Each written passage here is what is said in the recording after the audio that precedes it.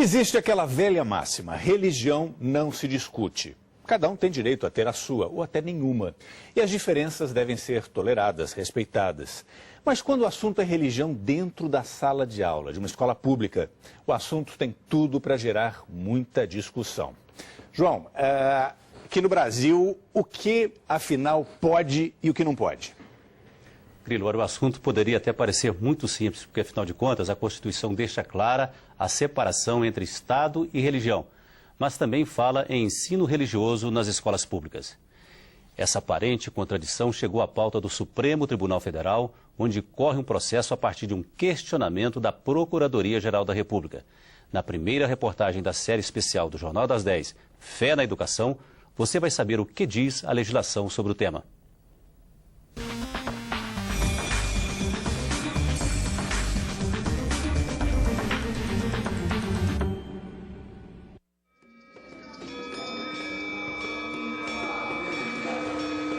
Sob o céu da Terra Brasil cabem todos. Já era assim mesmo antes das caravelas chegarem.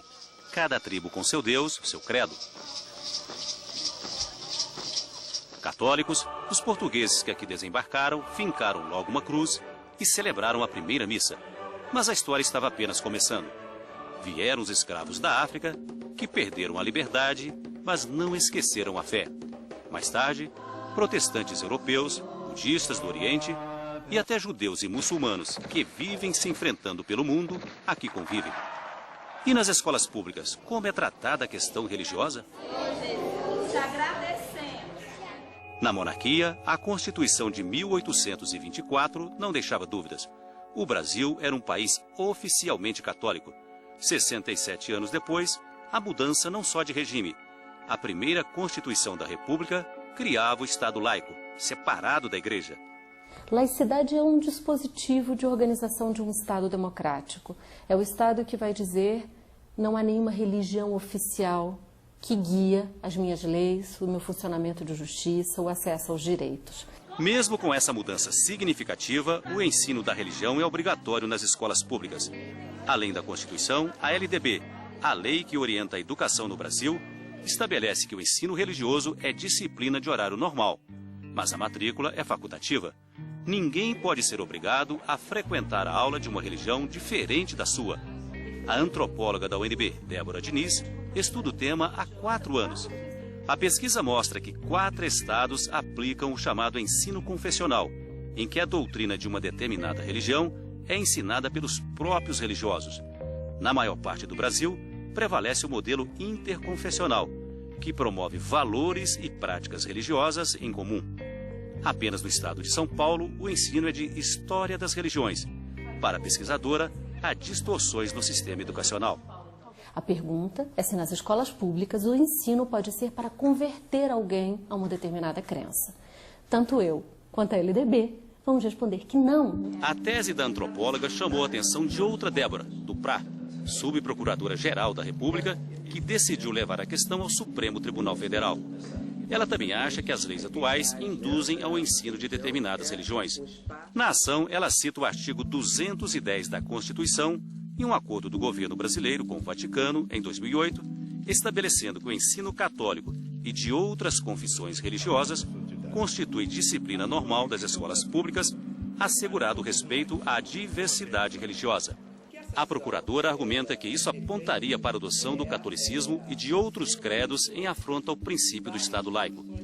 E pede ao Supremo que estabeleça que o ensino religioso nas escolas públicas só pode ser de natureza não confessional, sem vínculo a uma religião específica, e que se proíba a contratação de professores representantes de suas próprias religiões. O que significa dizer que cabe ao professor ensinar a criança e adolescente a história das religiões e também, ao mesmo tempo, mostrar que ao lado das religiões há também aqueles que não acreditam em religiões. Esse é um dos pedidos da ação, né? Que professores de ensino religioso, nessa perspectiva, sejam professores recrutados como são todos os outros, né? Por meio de concurso público e não religiosos. A polêmica também chegou à ONU, que num relatório apresentado no ano passado no Conselho de Direitos Humanos, alerta para casos de intolerância religiosa e racismo em escolas de pelo menos 11 estados brasileiros. Ao pesquisar a situação no Brasil, a antropóloga da UNB também se deparou com distorções que considera graves. O que nós encontramos são violações importantes de direitos humanos. Por exemplo, como homofobia, como discriminação às pessoas com deficiência.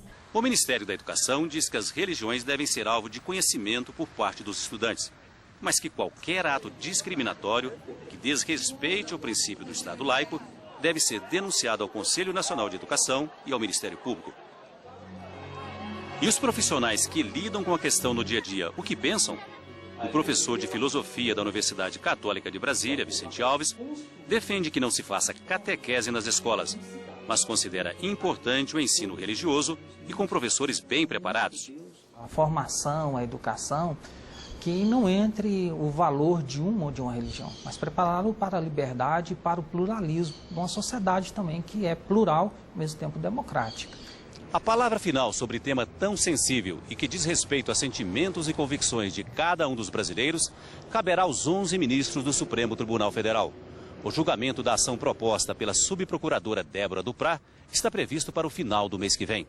Para o relator, uma tarefa tão difícil quanto necessária. O tema é a liberdade religiosa, em última análise. Liberdade de culto, liberdade de crença, liberdade religiosa. E a liberdade de crença, numa dimensão mais ampla, é perceptível que compreende também a liberdade da descrença, do agnosticismo, né? de não professar nenhuma confissão, nenhuma religião, nenhuma seita em particular. A matéria é muito importante e sobre ela o Supremo realmente necessita se pronunciar.